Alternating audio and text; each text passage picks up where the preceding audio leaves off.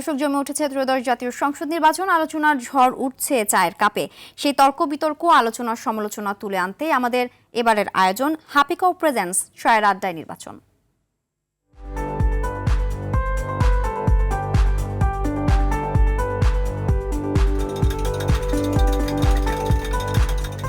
দর্শক, happy cow চায়ের আড্ডায়ের নির্বাচনের এবারের পর্বে আমি আনোয়ার হাসান আছি আপনাদের সাথে। ঘনিয়ে যাচ্ছে জাতীয় সংসদ নির্বাচন, জমে উঠছে আলোচনা সমালোচনা। তা নিয়েই এবারে আছি নারায়ণগঞ্জ ৪ আসরে। এলো instant milk powder happy cow, যেমন সাশ্রয়ী তেমনি পুষ্টিগুণে ভরপুর। হ্যাপি কাউ, গরুর দুধের স্বাদ সবাই পাক।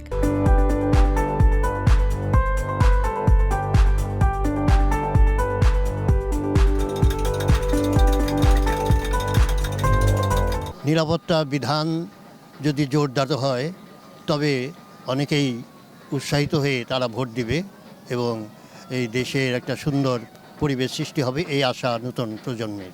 2024 সালের 5ই আগস্ট গণ অভ্যুত্থানের পরে বিভিন্ন থানা, পুলিশ ফাঁড়ি থেকে, পুলিশ লাইন থেকে এখনও কিছু অস্ত্র উদ্ধার হয় না। এখন এই অস্ত্রগুলি, এই অবৈধ অস্ত্রগুলি নির্বাচনে একটা প্রভাব ফেলতে পারে, এটা আমরা ধারণা করছি। তাদেরকে যদি গ্রেপ্তার করা হয় নির্বাচনের আগে, তাহলে দেখা যাবে যে নির্বাচনে বিশৃঙ্খলা তো হবেই না, শান্তিপূর্ণ একটি নির্বাচন সম্পন্ন করতে পারবে। বর্তমান যে আমাদের অবস্থান, যে আইন শৃঙ্খলা বাহিনীর যে অবস্থান, সেই থেকে খুব বেশি কিছু আশা করা যায় না। খুব বেশি কিছু আশা করা যায়, তবে আমরা আশাবাদী তারা অতীত অভিজ্ঞতার থেকে তারা শিক্ষা নিয়ে এবার তারা যথাযথভাবে তাদের ভূমিকা পালন করবে এবারে নির্বাচনে যাওয়ার আগে যে আইন শৃঙ্খলা বাহিনী সবসময় যে প্রস্তুত থাকে, তাইলে জনগণ জানতে পারবে, আমরা জানতে পারবো যে সৌন্দর্যভাবে এবং সুষ্ঠুভাবে নির্বাচন হবে।